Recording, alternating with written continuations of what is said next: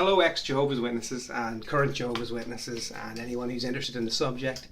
I wanted to make this quick video because of two things. I was recently walking through my hometown and I saw some old friends.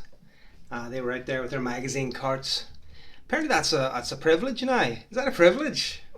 Me? I wouldn't have thought that was a privilege. You'd have had to put needles under my fingers before I would do that. But apparently that's a privilege. So anyway, they were there with their magazine carts and I think I mentioned it earlier. They saw me coming and apparently I am just so intimidating. You should tell my kids I'm intimidating. Maybe they would leave me alone occasionally. But anyway, I was so scary to this grown man and two adult women that they just upped stakes and they just skedaddled. So I wanted to comment on that and I wanted to say the guy who skedaddled was an old friend of my family, a guy called Brian Fisher. I've mentioned him before in previous videos. He wasn't a particularly great guy, but you know, you make friends where you can in the Jehovah's Witnesses, and he was a family friend for a long time. And he knows me, and he knew me since I was a young kid, seven years old.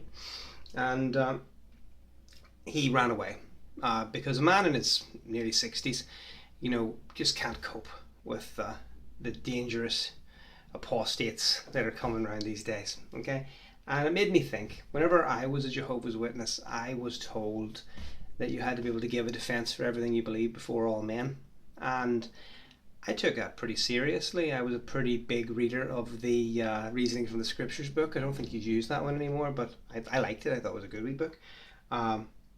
I tried to get a basic understanding and of the Bible and of what I believed and why other people were wrong mostly, so that I could convince them that I was right. And I really don't like this new Jehovah's Witness attitude, which is run away, this cowardly lion attitude, which is that if you don't know anything about your faith, we'll be happy to destroy it for you. But if you know something about ours, we're too chicken shit to actually talk. Tempts me to go back to the meetings just to annoy them and raise my hand a couple of times and ask them questions like some of the more brave apostates do. Which brings me to another point.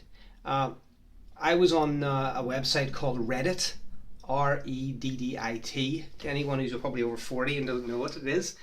And I did an Ask Me Anything session on Reddit for the first time ever, and I wrote that I was an ex-cult member for 25 years, Ask Me Anything, and it was quite popular. I think there was 180 comments on it, which is pretty good, above average certainly for Reddit, and had some great questions. Some awesome people asked me stuff, and a lot of people contacted me and said, hey, listen, thanks very much, you've told me more about the Jehovah's Witnesses in an hour reading this than I knew through years of having relatives or friends in it.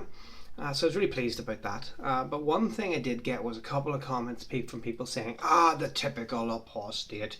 He claims they've ruined his life and then he spends the rest of it attacking them. And I thought to myself, I've covered this before a little bit. One of the reasons why I attack Jehovah's Witnesses is, number one, because this is the way you made me, Jehovah's Witnesses.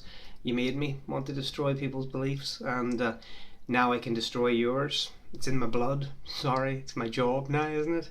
And the other thing I wanted to say, and I did say this as well before, is the reason that I pick on Jehovah's Witnesses is because I love Jehovah's Witnesses. I don't have the same feelings for Mormons or Scientologists, although I wish them would get out of their cults too.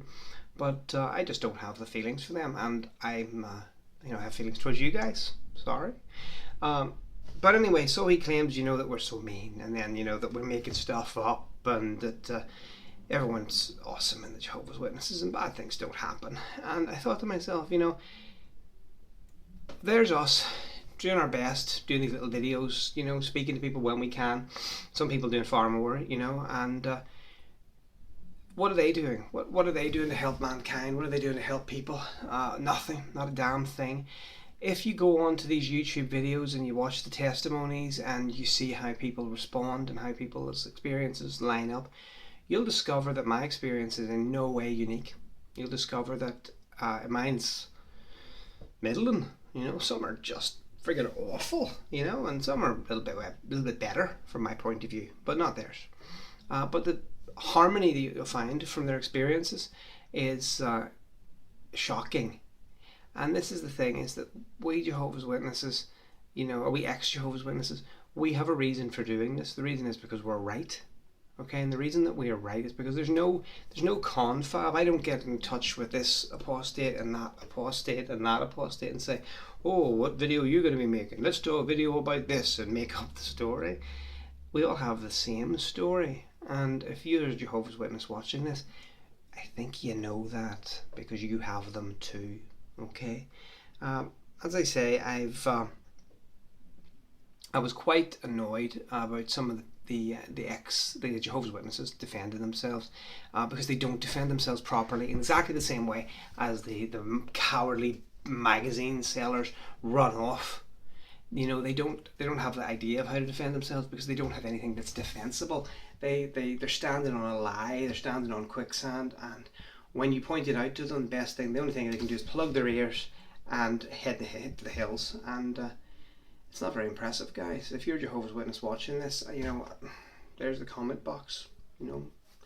Grow a pair of balls, make a comment, defend yourself, defend what you believe. I don't mind. I'm happy to listen. And as I've said so many times, guys, if you're right, I'll see you on Sunday at the meeting. Okay, guys, have a nice day. Bye.